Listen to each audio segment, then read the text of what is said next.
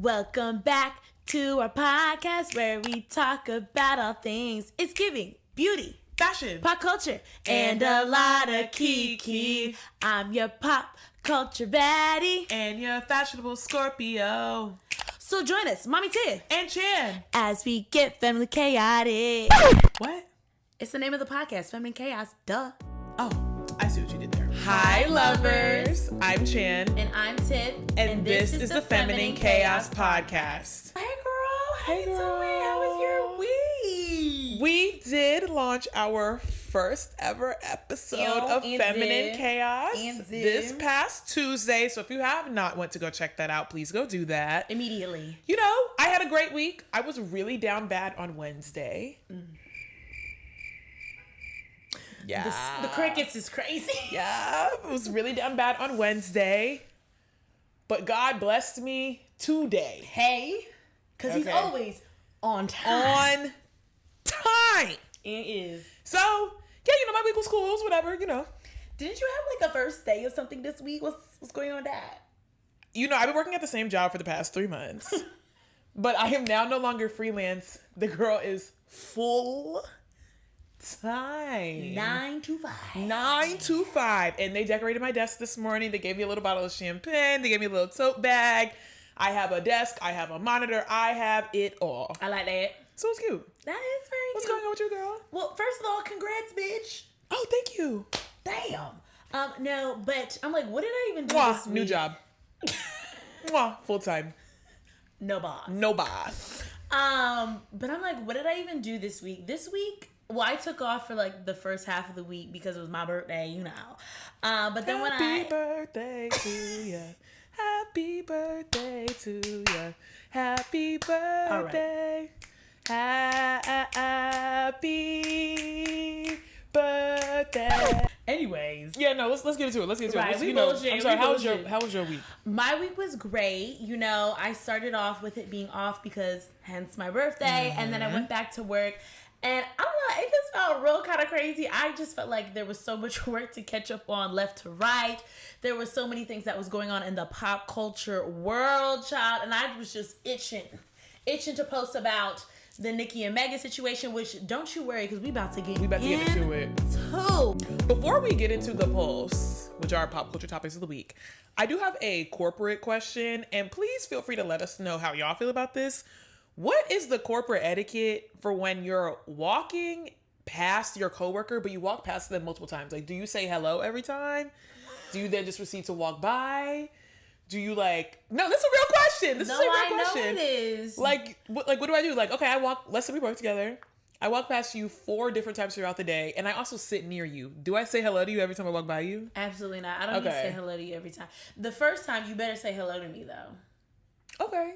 And Okay. Yeah, you better say hello to me that very first time, because you don't need to say, you don't need to say hi to, it's like when you're out with your friends, you don't say hi to them every time you walk up to them. Okay. 1 Real. + 1 = 2. Listen. But anyways, no, I'm playing shit. But that is a fair question. No, yeah, no. I was like, now mind y'all, I've been working in corporate for a really long time, but that is something that I just be like every time I walk by, hey, you know, you do, Right. you know, you do the mouth thing. Okay, but yes, Onika Tanya Mirage and Megan Thee Stallion. Yes. If you don't know, let me give you a little background. Okay. Megan Thee Stallion dropped a song called Hiss. It was not a diss track. It was simply a song with a couple of lyrics that if the shoe fit. I think it was a diss track. You think it was a diss track? It was a diss track. But it wasn't to anybody specific. Oh, yeah, no. Oh, yeah, no. It was a diss track, but it wasn't pointed at Exactly. one specific person. Now, let's talk about the line heard across the world. The lyric heard across the land. Might be careful, because, you know, we might get I know. Megan Kanka's dad was talking about he was mad. He wanted to throw this out there and this out there and this out there. So First of all, we didn't even know what the law was till Megan said it. Megan said something. But anyway, y'all ain't mad at Megan. Y'all mad at Megan's law. Yes. Now, one of my, and at this moment in time, I'm going to call her my former favorites because I did have to hang up my Barb flag today. You know, this throughout this little debacle, because I personally was being embarrassed, took it upon herself to go on a 72-hour long rampage. Yes. And even dropped a diss track called Bigfoot. Now, this song had more to do with Drake, allegedly, and more to do with a lot of other rappers than it did with Nicki. But the shoe happened to fit. Hey. Let's get into it. Let me just first off by saying this. When it comes to the Nicki and Megan feud, like, this has been ongoing for a minute now, for a couple of years now. But if we really want to talk about who really started it lyrically, technically that would be Nicki. Oh yes, Nicki was throwing shots. Yes. Yes. Yes. What did she say? I ain't fuck with horses since Christopher Reeves. Pause. The song literally stopped. Yeah. And I personally, I feel I get really upset for Megan because one, Meg don't do nothing but just be on her hot girl shit. She want to do her raps, love on her fans, love on her friends, and this is how y'all treat her. Now, we know this is how y'all do black women, so I can't say I'm surprised. But it does feel a little more shitty that this is coming from Nicki Minaj, another black woman who went through the same thing as Megan when she was coming up. Yes. So it's like, why are you now the proponent of that? Now, I just want to start off by saying Nicki Minaj raised me.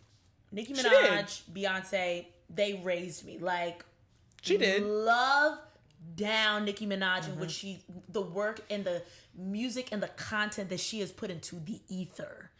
And so, as a genuine fan of Onika Tanya Mirage, still, just hold it for a moment. Let me explain. As someone who is a fan of Nicki, seeing how her reaction was really disappointed me, because she has been in the game long enough to understand the longevity of this situation. And I'll be very honest with you, as I continue to break this all down, how I feel, at the end of the day, I just want Nicki and Megan to be good. I want them to be good because I really truthfully believe they ain't never gonna be good.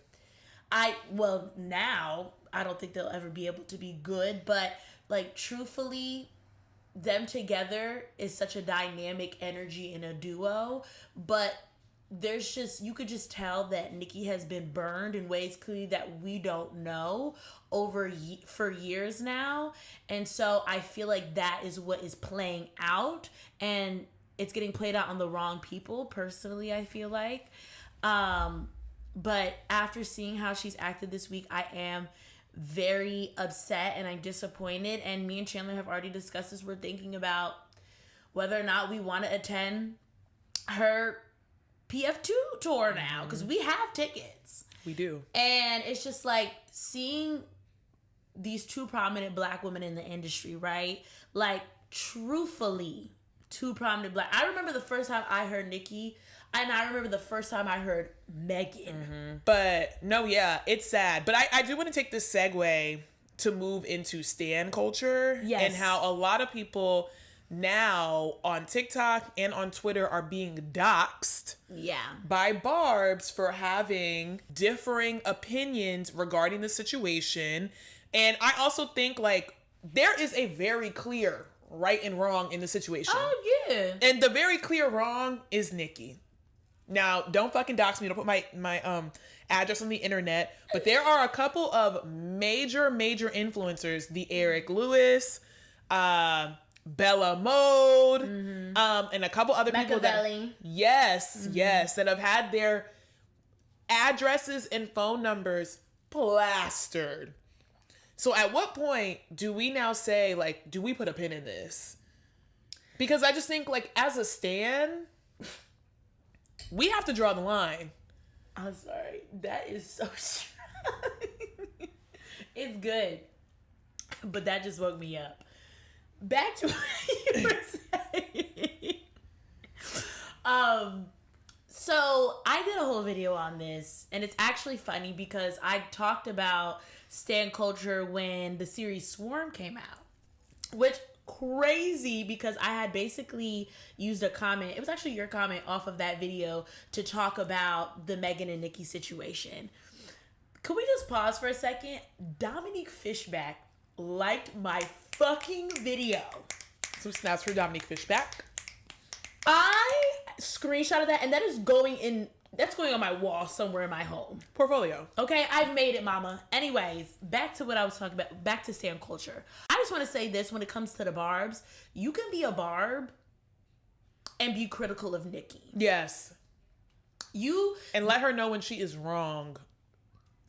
We are very much in a world, and this honestly goes beyond the Meg and Nicki situation. We are in a world right now where people are being gaslighted to defend or uphold very much things that are clearly wrongs. Mm-hmm. And when it comes to being a stan or a super fan of somebody, you really have to understand that these people shit and pee just like you and I. Just like me and Chan. Some of them may actually be worse people than we are. We don't know. But the point is that they are human just like you, and you can appreciate their art and be able to call them out when they are in the wrong or when they're moving in a... Even the outside people are in agreement. Okay, they hear us. So...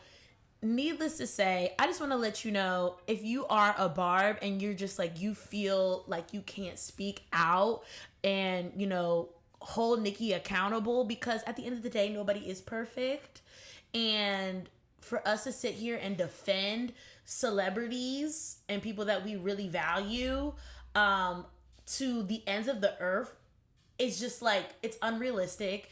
And we need to go ahead and throw that in the garbage. There are things that you can disagree about that your faves do. But I also think, like, y'all are losing entrances to universities, losing jobs, getting certifications taken away for some Twitter beef. And for somebody that will never ever know you and probably doesn't even give a fuck about you. Is Nicki going to pay your bail? No. Does Nicki even have the money to? Allegedly. Well. Nicki got money, but does she? Does she not? It don't sound like she got no money, because where's your PR team? I just think that this is a prime case of, and a lot of other people have gotten on TikTok and on social media and said this as well. This is a prime case of, there are too many yes men in your corner. And we all know Nicki has yes men. That's not a secret. Yeah. But too many yes men in your corner and not enough people calling you out behind closed doors and then proceeding to take your phone because they know the type of person that you are. Nicki should not have been allowed by anybody in her life that really gave a fuck about her to do what she did for 72 hours plus. Yeah. They shouldn't have even let her release that song. The song, let's talk about the song. I didn't even listen to You listened to the song? I listened to a recording of it on Twitter because I felt so strongly about it. I said, I cannot give Nicki that stream. I didn't do it because I feel like I know how it feels to be a black woman and just get ragged on. So I was like, even though I guess like was a fan of Nicki, I feel so strongly for Meg, and having once been in Meg's position, I said, I'm not about to do anything. Yeah. That would enable her, that would contribute to her Billboard debut, her nothing. I said I couldn't do it. I have not given her that stream. I have not downloaded on Spotify. I listened to a recording of it on Twitter, and I listened to a couple snippets on TikTok, but the song in full I have not heard, and I refuse to listen to it because I just think like at some point I have to be able to sleep at night and go, this is fucking wrong. That's fair. So I did listen to it just because I wanted to be able to fully, like, I saw everybody's think pieces, but y'all know how I am. I gotta go to the source. So I personally went on to listen to, I listened to it once. She came out with it in an a cappella version and then also over, I heard that stupid shit. Over instrumental. You are a serpent, thou art loose. That's ridiculous. You've been lying to the king, Gail. What the fuck? Listen, this is not Nicki's best work. And it is terrible about it is... It should have never been released. This is journal work. First of all, this is not only journal work, but like you said, whoever is on her team should have been like, actually, if we gonna respond to this, we need Let's beef it up. That she needed a Kanye in that moment. Kanye needed to be in the room with her and be like, run it back again. Because when she came on to Monster... After that, people could not speak nothing badly about Nicki. But I guess the question I'm now having is looking at the caliber of this song, right, and the caliber of some of the music that she has released since, I would say, after the Pink Friday Roman Reloaded. Because Queen, to me personally, was not that good. Pink Friday 2 was good, and I liked it, and I think it was like some of her best like work, like, you know, like culmination wise, but I think it could have been better.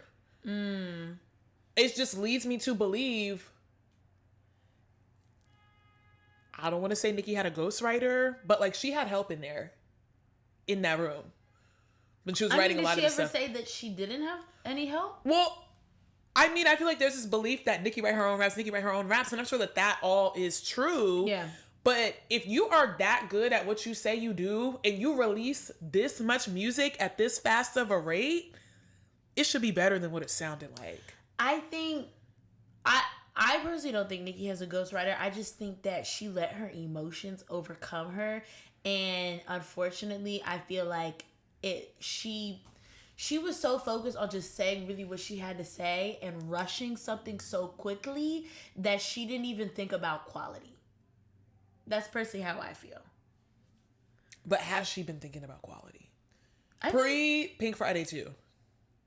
Yeah. Because she's been working on that for a couple years. Right. And she did say that. And I think overall, Nicki's discography is very well done. But I just think that this song has not been reflective of anything. Like, I can't even compare Bigfoot to any of her other songs in terms of, like, a flop, because she's never done anything like this. You know what I'm saying? Like, she had her diss tracks, quote unquote, or her moments where she's dissed people in songs, but it's never been like, girl, did we let the lyrics marinate for 2 seconds? She's had better freestyle moments. She took everything she tweeted and threw it on a little... She literally copied and pasted. Yeah, that shit sucked. That's what I'm saying. She didn't even think... I don't even know if she wrote it. She just copied and pasted off of her tweets. I don't want to harp too much on this, but I do want to say, if you feel the need to invoke harm, violence, or break the law for somebody who doesn't even know that you exist, maybe you need to take a step back, do some reflection, and get into therapy. And I would also like to point out, when you start talking about people's dead and passed on relatives, and maybe I say this as somebody that grew up in the deep, deep South. I lived in Mississippi for 7 years. We don't play like that. Yeah. And my mother is from the deep South of Georgia. You never, ever play like that. So that's how you get haunted. Okay? Like, Nicki and her fans have opened up this can of worms that unfortunately you will not be able to close. Yeah. And that is on some real shit. I think y'all worried about the law. You need to be worried about... You need to be worried about, okay, the spirit. You need to be worried about the spirit realm. And that's real shit. I'm not joking. Like, this is not a joke.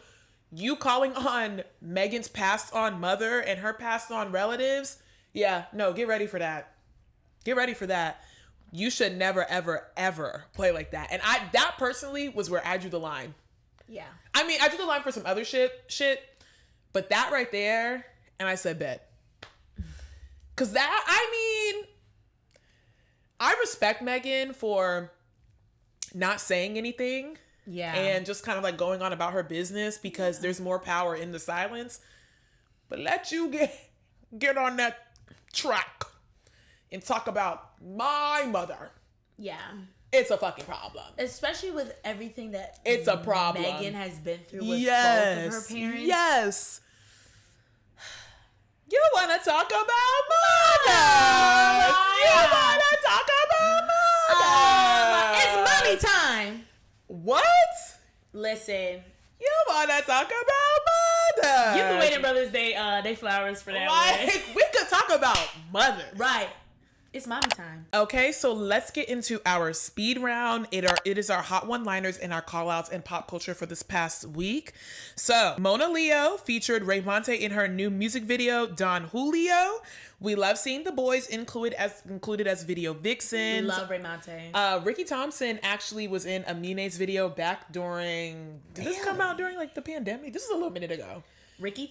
For Reel It In. So we love that. And I want to see Raymonte throwing ass on top of the Suburban more often. Listen, I'll go to bat for Raymond. And will. Drea of Basketball Wives, who is 39, is pregnant by Jalen Green, 21, with her third child. Now, Drea's son is also 21. Interesting. Very interesting. Okay. Moving on. Ayo Edebiri has dropped out of Marvel's Thunderbolts due to scheduling conflicts. So that does mean our sis is in high demand. Yes, she is the 2024 It Girl. Okay, she is. Don't play with her. For those that are into the Bravo verse, it has been rumored that the new cast of Real Housewives of New York is Luann, Sonia, Dorinda, Jessel, Aaron, and Bryn, with Uba as the friend of. Now, Dorinda. We gonna keep it cute. I'm gonna keep it quick. Bravo may be on the money with this one.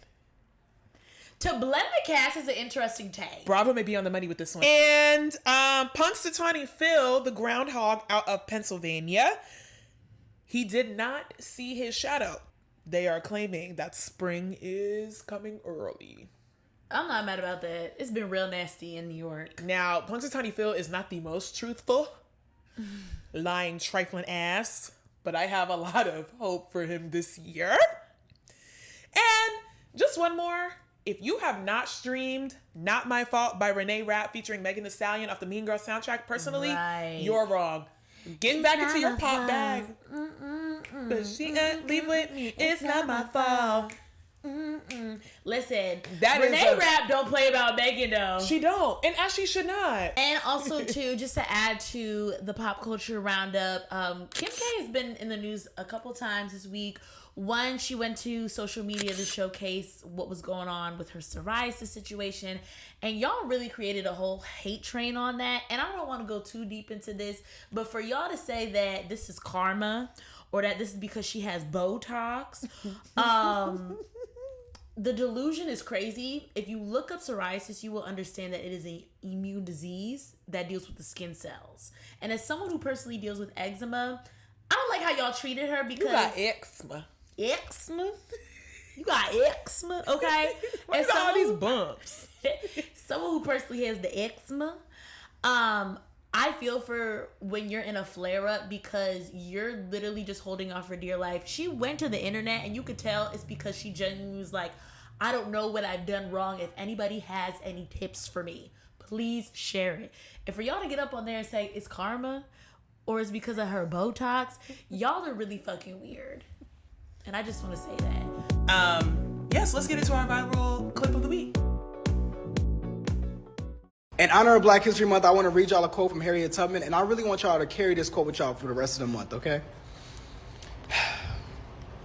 I went downstairs to get me a cold pop, and I thought somebody was barbecuing or something. I said, oh, Lord Jesus, it's a fire.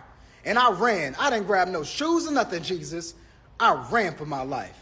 And then the fumes got me. I got bronchitis. Ain't nobody got time for that. And those words are just so touching me because who has time to be a slave? Who had time for that? Who had time for that? Happy Black History Month. And that was our viral clip of the week. Tiff, how you feeling? Little throw bizac. First and foremost, happy Black History Month. To all Black Lives Matter, Black Lives Matter. BLM. Okay, to all of my Black people across the diaspora. The diaspora. Mm-hmm. Okay. First and foremost, I will never forget when that YouTube video came out. And I'm gonna tell my kids that that's what Rosa Parks said. Oh my God. That was Harriet Tubman. That was actually neither. This is satire, just in case anyone was wondering. But needless to say, that, I don't know, something about that just really pulled on like the nostalgic YouTube era in me. And I lived for that TikTok this week. I know. Bring back quotables. Hey. Anyway. It seems as if Universal Music Group has taken some songs off of the TikTok platform. Oh.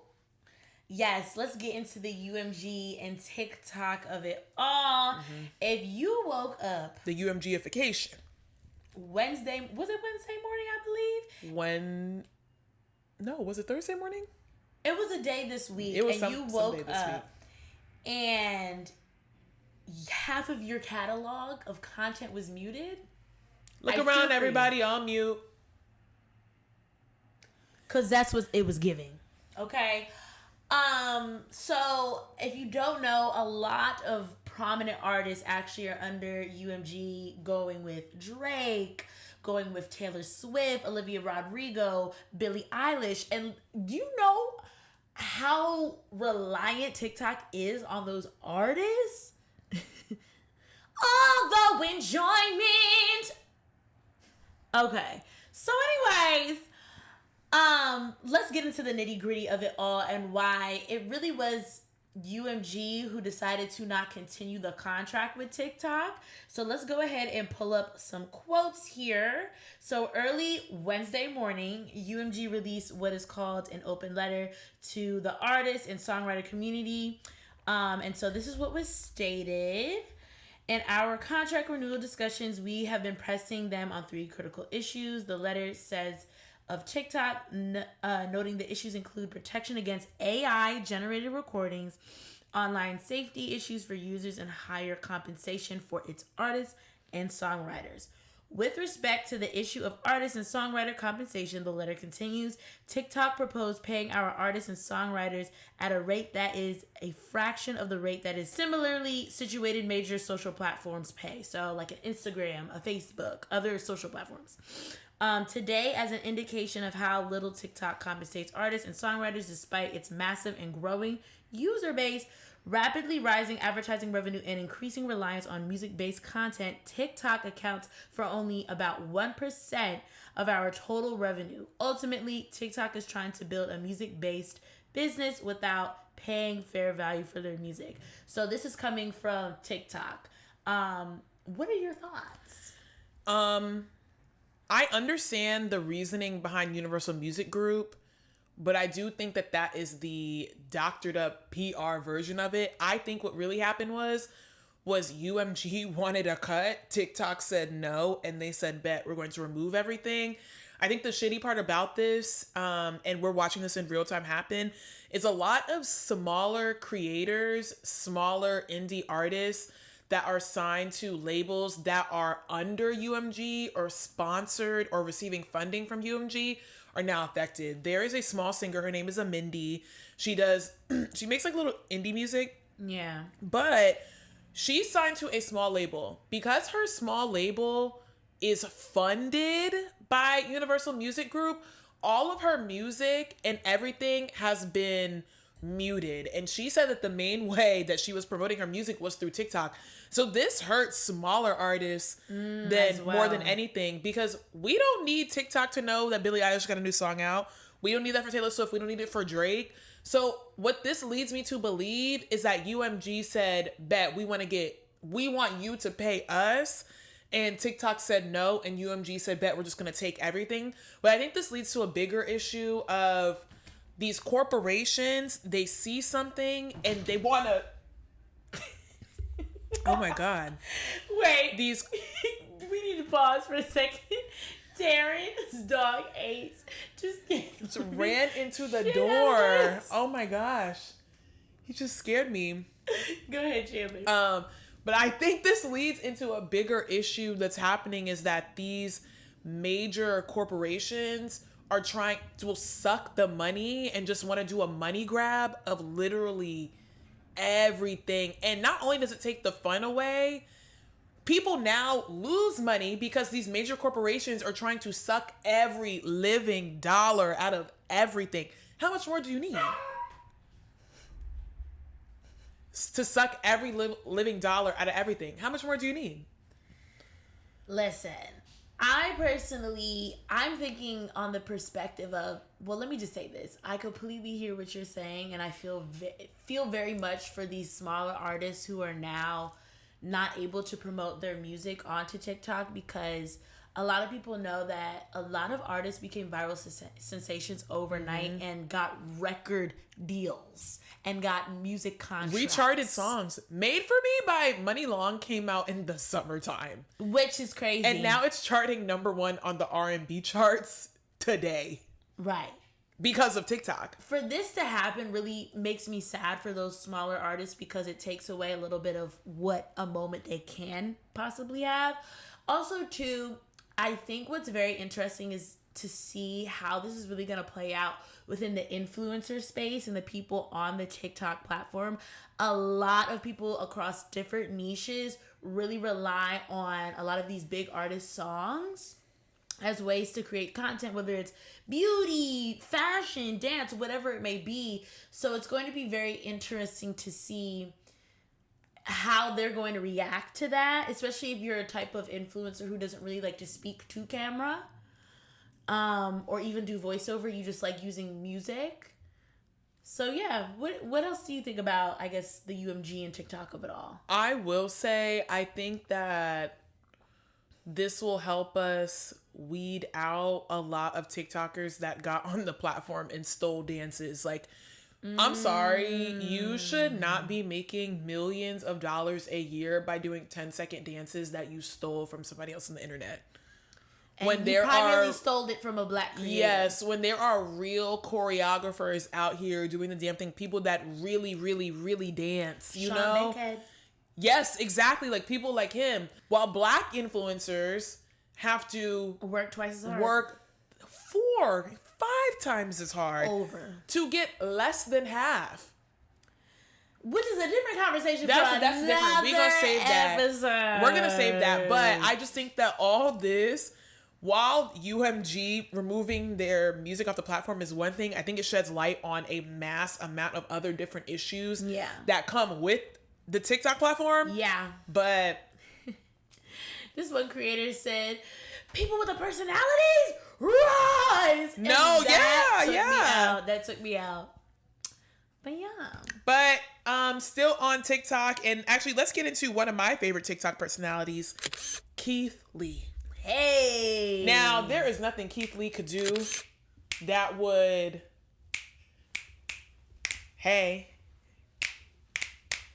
Listen, there is nothing Keith Lee could do that could make me hate him. Nothing. He likes to eat food, he worships God, and he loves his family. And that personally, to me, yeah. But anyway. A good black man. Keith Lee is currently on a food tour in Dallas, Texas, and there is now a controversy surrounding a black-owned food truck called Sweetly Seasoned. Outside of the food truck, now, stick with me, there are 4 key players in this story. Outside of the food truck, there is a barber that was cutting hair outside the truck. There is a woman that was doing braids outside the truck. There's the owner, and then the owner's son. The barber and the braider were presumed friends of the owner's son. Okay. Now that we know that. Okay. Keith Lee reviewed the restaurant. He gave them reviews. The food was like very decent. He was giving everything 7, 8, even a couple things a 9. After he left the restaurant, he then proceeded to go up to the owner, and he was telling her how he loved the food, and he decided to bless them with a $4,000 tip.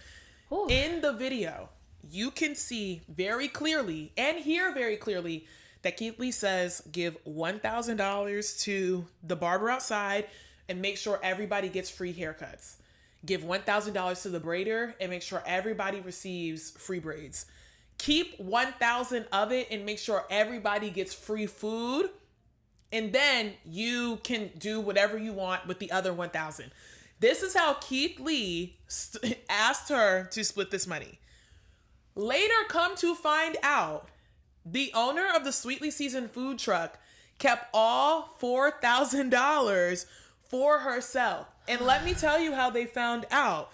The sister of the barber I guess they were on TikTok and were scrolling like everybody else does. Yeah. Saw the review of Sweetly Seasoned, saw that Keith Lee said, give $1,000 to the barber, and the barber goes, oh, I haven't received my money yet.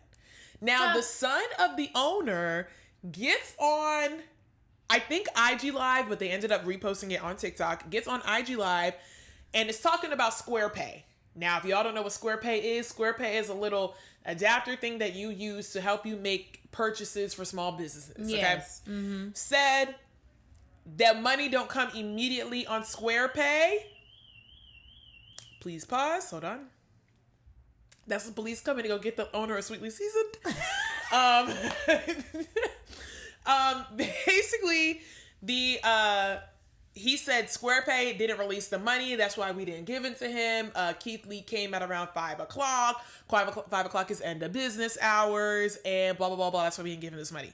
Now, I have never heard of that to be true from SquarePay, but apparently, that's what decided to happen today.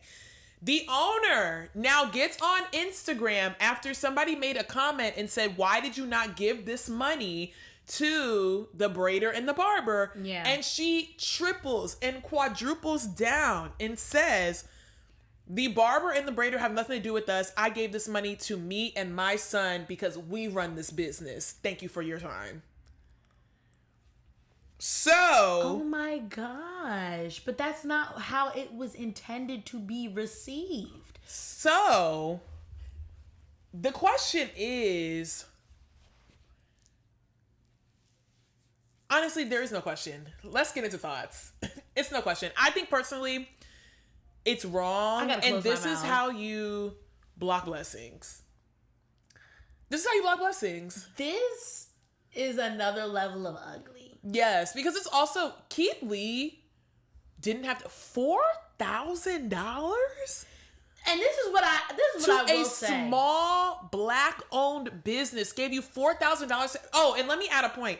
Keith Lee wanted everybody to eat free until they got to the limit of $1,000 or whatever the thing was. Right. Apparently, that raggedy lady only gave 3 people free food and charged everybody else $4,000 and couldn't even give nobody no free meals. I need y'all to open the Bible, and I need y'all to do your research on greed, because that is what this is. For gluttony, right?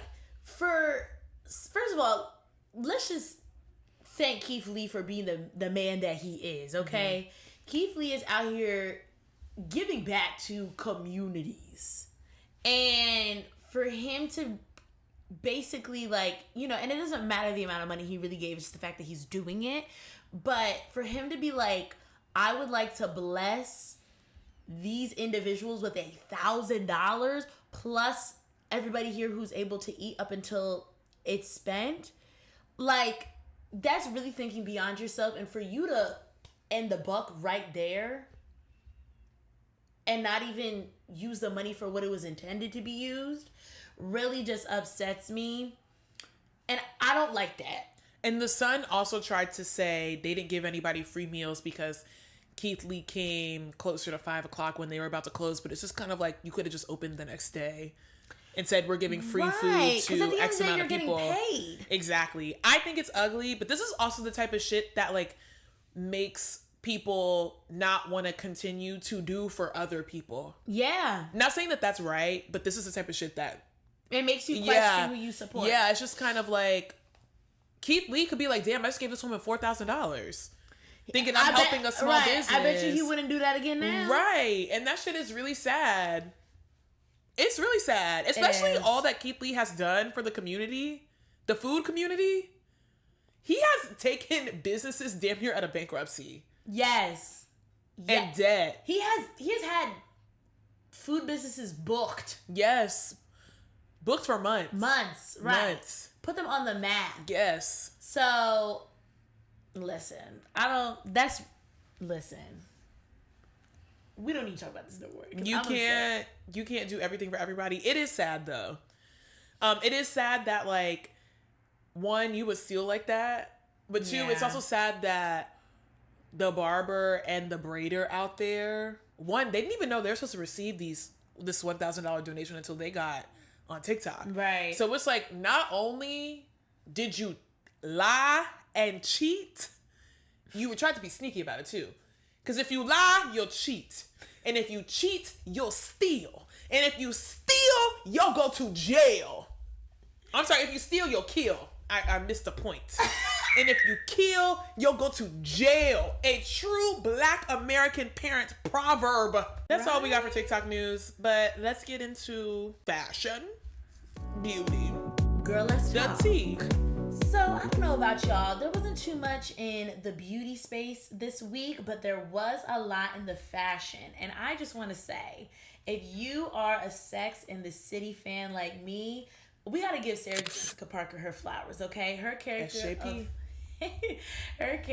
of Carrie Bradshaw. If y'all remember the theme song, the title sequence of the show, that famous tutu that she had on, that unforgettable light pink tutu that she had on, and that was, you know, her on the bus and everything, it was auctioned for $52,000. $52,000, and Iconic show, iconic price. Hey, Iconic show, iconic price. hey, could you imagine you purchase something for $5 and then it gets auctioned years later for $52,000? That is the kind of hold I want on this world. Okay, period. Listen, that is the kind of hold that I want on this world. But I just wanted to give Sarah Jessica her flowers. I love Jessica Parker her flowers. So Honestly, I don't have anything to say about that. Period. okay. I do wonder who bought it. Yeah. And like what they'll do with it, like if they'll wear it, if they'll kind of like frame it, you know, I'm do surprised whatever. a museum didn't purchase it. Well, do we know that? We don't know that. We'll see. Yeah. We'll see. Maybe it'll pop up in like the Met or something. You know, we never know. Yeah. But let's get into some fashion fodder.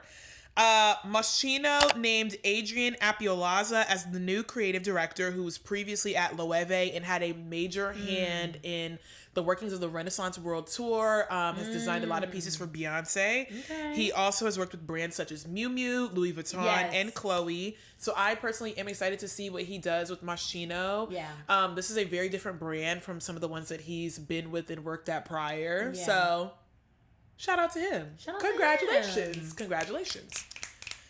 And my good sister, Pat McGrath. And when she comes out with the memoir, I will be first in line to read that. Okay. Just a little point before I get into what Pat McGrath did. She actually started out in the industry the same time as Edward Enninful. Yes. I read his memoir, A Visible Man, which is actually phenomenal, by the way. And I went and saw him do a speech and a talk at the Apollo with Lupita Nyong'o. Absolutely amazing. I didn't know you went to go do that. I didn't tell you that? No, Oh, I girl, just know you had the book. I know, girl. That was about 2 years ago. Yes, I bought the ticket. The ticket came with the book. But he talks about how him and Pat McGrath basically came up together, how they were sitting on floors, eating pizza with no money, going to all these fashion events and rubbing pennies together to try and make it. And that is the type of story I love, the type of story I respect. Yes. But Pat McGrath has been in the news lately, other than just being phenomenally her, for her iconic glass skin makeup look at the Maison Margiela fashion show. Okay. She has now done a masterclass on her Instagram of how to recreate this iconic look. Yes. Before we get into the masterclass, let's just talk about not only the makeup, but just the show Yeah. that was Maison Margiela. First of all, the models looked incredible. They looked like literal, like, glass dolls. Incredible. Incredible. Dolls. Incredible. Also, too, Pat McGrath, there's not many people in this world that will starstruck me. Mm-hmm. But Pat McGrath is one of those people up there where if I actually ever met her IRL in real life, I might have to, like, take a couple breaths before That I pen speak is to something. her. That brush is something serious. I start shaking my hand Okay. if I meet her in real life. Something okay? serious. She is so highly regarded in not just the beauty but the fashion community. That this does not shock me that she continues to shock the world with everything that she has her hand in.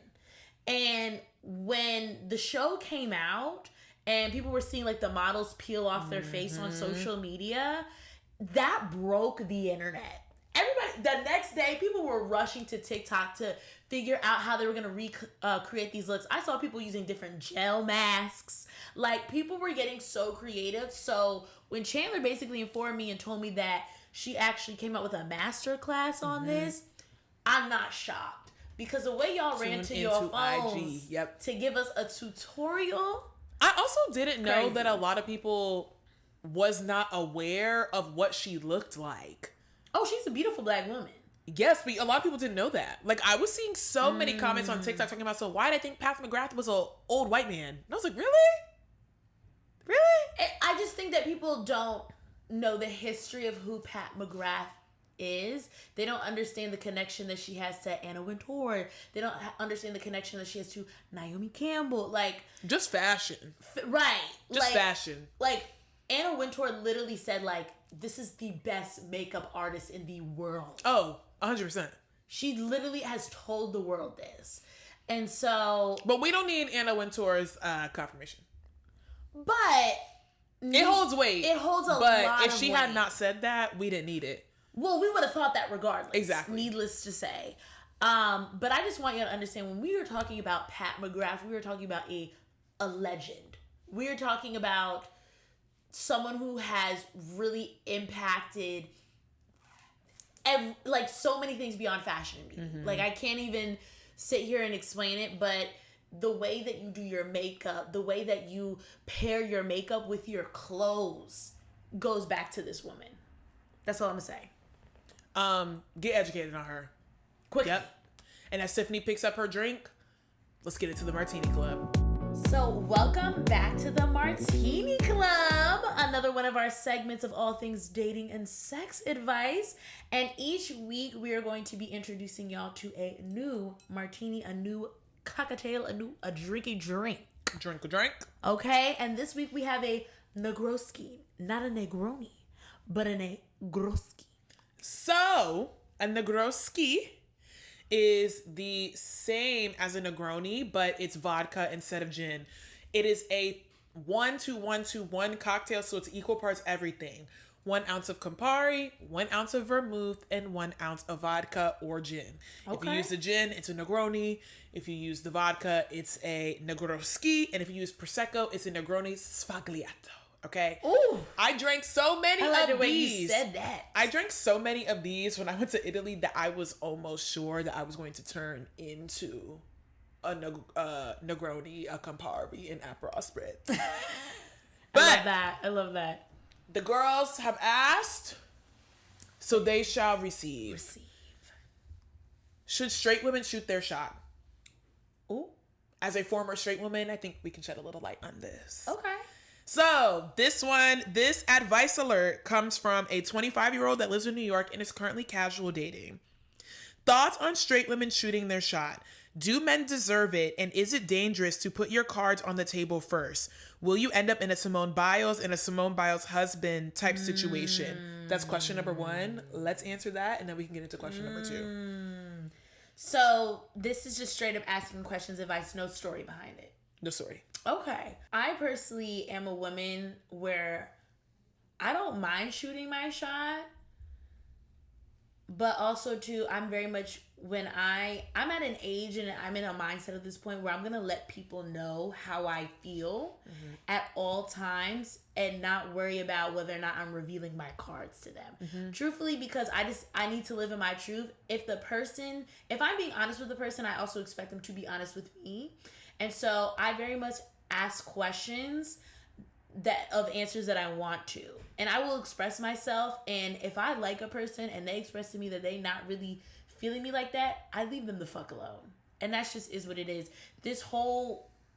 I feel like this generation is very much playing too many games. Trying to play nonchalant, trying to play hard to get. I don't like that. Just be fucking for real.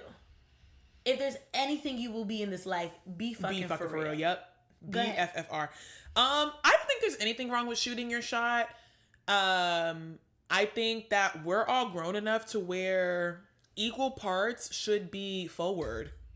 Both of y'all should be honest about Well, honestly, because you're not talking about in the relationship, you're talking about in the beginning. Yeah, if you see somebody and you like them, you think they're fine, you want to take them out, or you want to see more of them, I don't think that there's anything wrong with that. Yeah. Now, don't let them be all, oh, I kind of like you. Like, don't let them be kind of like waver and like pitter patter on you. But I don't think there's anything wrong with the first initial stage. You can't tell someone to not pitter patter on you. I think what you need to do, and this is where you have to be responsible as a woman. If somebody's not giving you direct answers, don't waste your time with them. When I tell you, I understand that people at the beginning, they're not really sure how they might feel about a person, but you can give clarity. And I think if you very much are like, I completely like this guy, he's everything that I want, and he's still he's confused and is not sure about you, y'all are not at the same wavelength. And I think you need to leave him alone. And if he comes back and he's like, hey, you know what, actually I am very sure that I want, whatever level you guys are at, whether it's in the talking process, whatever, or you're trying to be in a relationship, I feel like I hear a lot of conversations of women who be like, I'm ready to be in a relationship, but I'm not sure if he is. Well, have you had this conversation with him? No. And if they do have the conversation, they're getting mixed answers. If you know you want to be with somebody and they can't give you a direct answer back, you need to leave them alone. How do you feel about talking stages? I feel like it's important to have a talking stage, but I don't think you need to have a prolonged one. Personally, I've been told by many of my guy friends that they know within like a couple of months. And I think quicker than that. I don't believe in talking. I believe in either we're dating, we're friends, or we're not.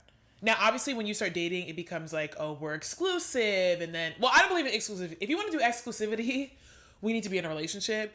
But it's either we're dating, we're in a relationship, or we're friends. That whole, we're talking. What? Well, see, I view dating as talking. But I think we should take the term talking out of our lexicon. Okay. Because it gives people license to say, like, do things, to basically, like, do all these things that are relationship based and then be like, oh, we're not in a relationship, we're just talking. And I think that personally is childish, and that is holding the Black community back. Okay, fair.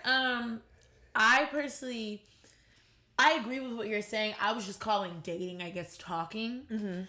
But yeah, I personally feel like people on both ends know when they want somebody, if they want to take them serious. There are people who do casually date. I personally, when I start dating somebody, I ask them like what their intentions are, what they're looking for.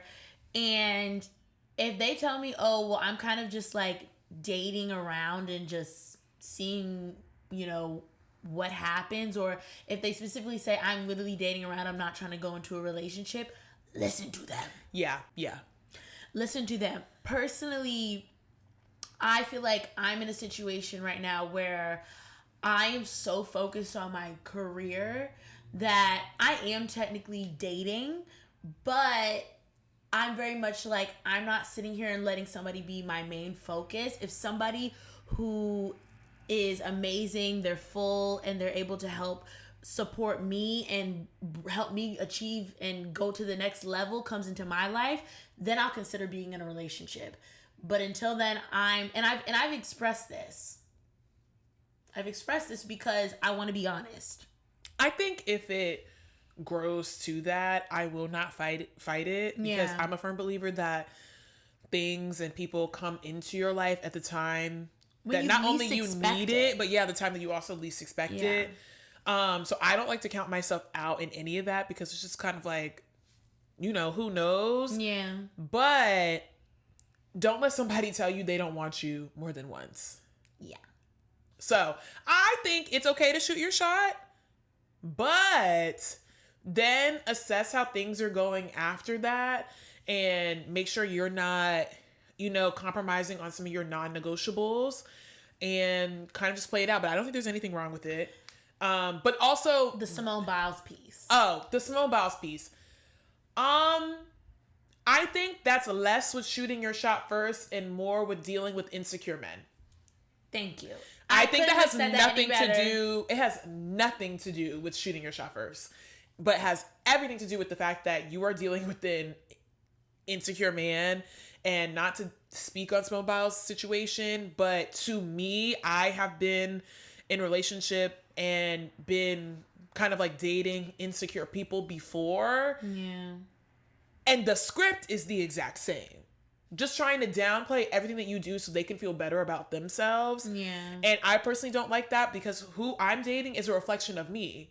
So if the person I'm dating has won a Pulitzer Prize, best believe I'm standing up there and being like, yes, my partner won a Pulitzer Prize. Right.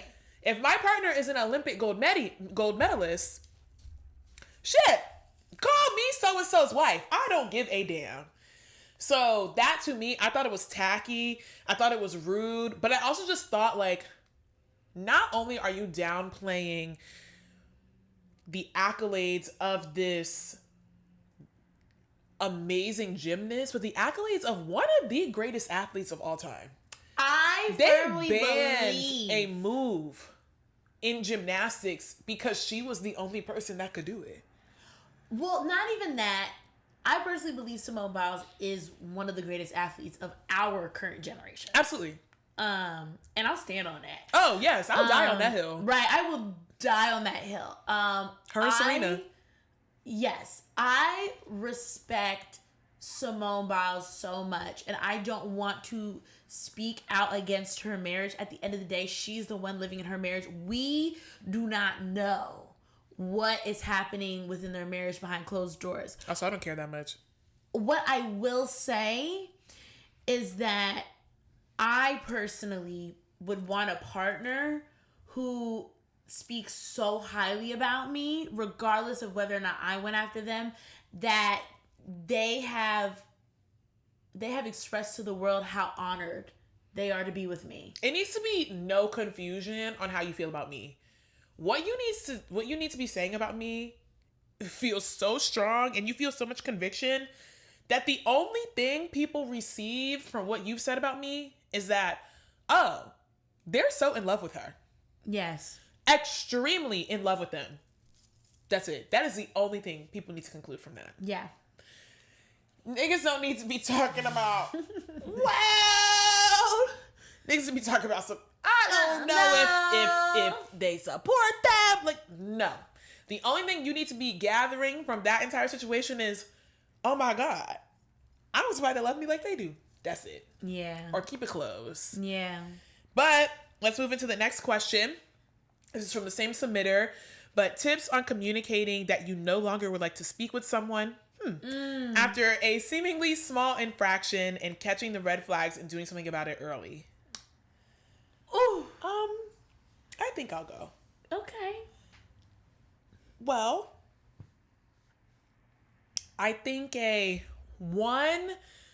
depends on how much you like the person and if this is something you're willing to end the relationship or situation with. Like, is this something you're ready to end this relationship over? That is one, what you first need to decide. Two, you then need to bring it up to them. I feel like if you still like them enough, you should bring it up in regards to red flags. Yes. Okay. You should give them a chance to correct it. Then if they don't correct it, then I think you can move forward. Right. But if you don't like them that much, then you could just end it. I think a nice, respectful message, like if y'all have only known each other maybe like a month or maybe even 2 months, haven't gone on that many dates, I think a nice text message would be fine of like a, hey, unfortunately 1, 2, 3, 4, 5 is not working for me. I wish you all the best. Like, it doesn't have to be anything crazy. Now, if you have been having and knowing this person for a long fucking time, yeah, and I don't want to put a specific time frame on it, but like somebody you talk to every day, your life is very much immersed with theirs, I think you owe them the courtesy of at least getting on the phone. Yeah. Because I think at some point in time, text message gets a little disrespectful, and that's how I feel. Not disrespectful, but I feel like that is an undertone of how you feel about me, that you couldn't even call me on the phone and tell me that. Right. So this is what I will say. I would prefer calling somebody and ending it over anything, but I think also too it depends on the situation. If it's like y'all kind of just started dating, it's not that serious. It's not that serious. Then I don't see anything wrong with just texting the person. But if you have been texting them for like a very long time, and for like every day for a very long time, I feel like you should pick up the phone and express to them that you need to end it for X, Y, and Z reasons. Ghosting is out. Communication is in. I will say, though, there are times, I'm very against ghosting, but there are times where you might have to ghost people. And I say this when it comes to a myriad of things. If people just clearly have expressed that they don't give a fuck about you, and if your safety is into question. Yes. I personally, not too long ago, ended up, I guess you could say ghosting. I just never texted the person back because I realized that, one, I was trying to express something to them that I was very emotional about.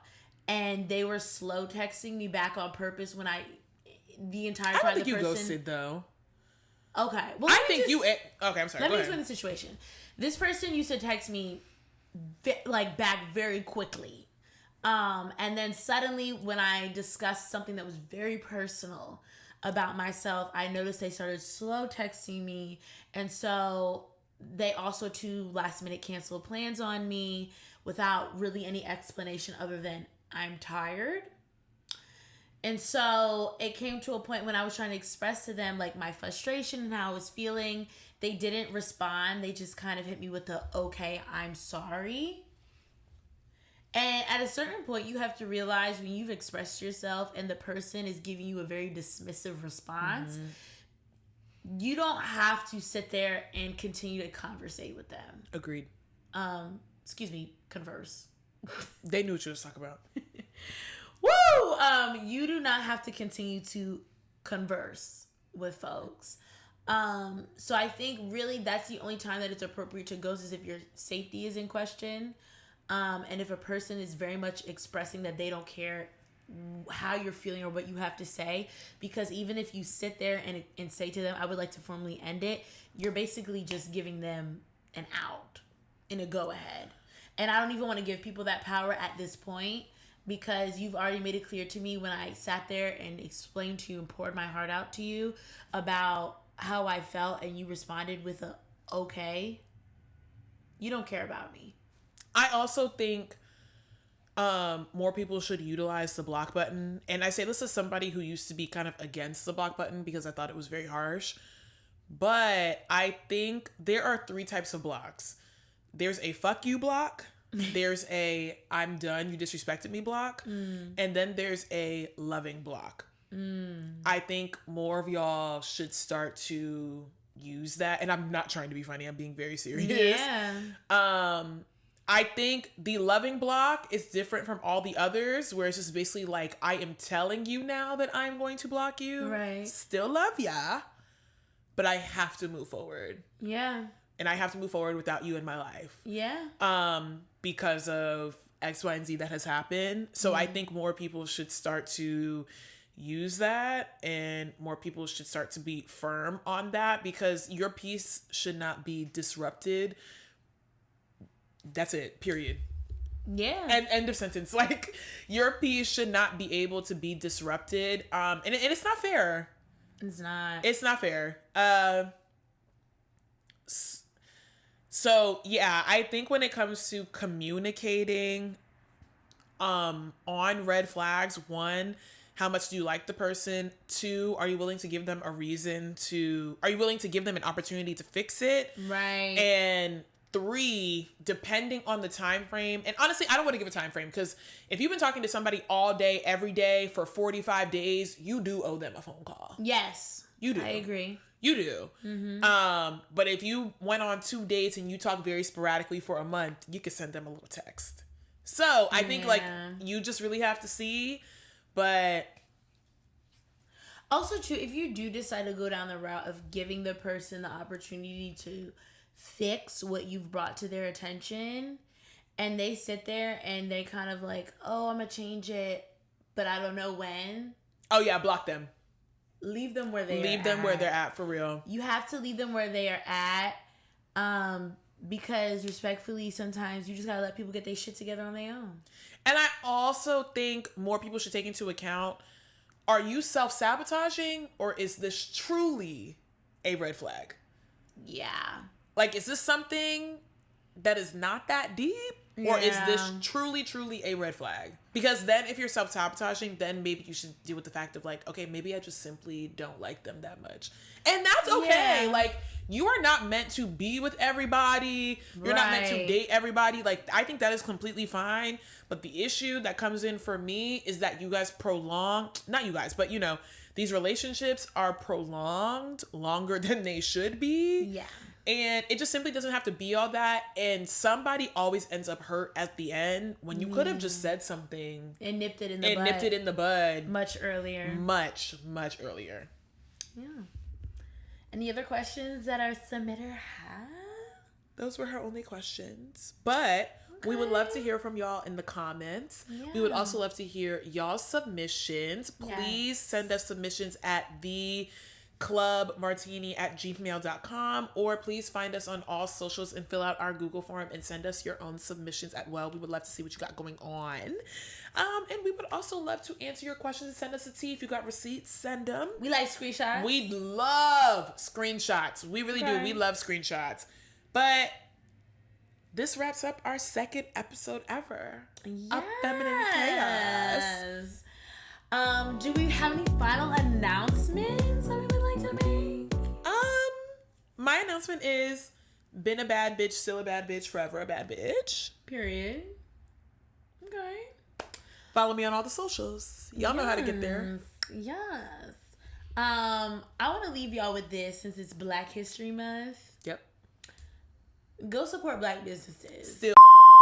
Okay. Shout out Jay-Z. I'll give you a couple. Telfar. Hey.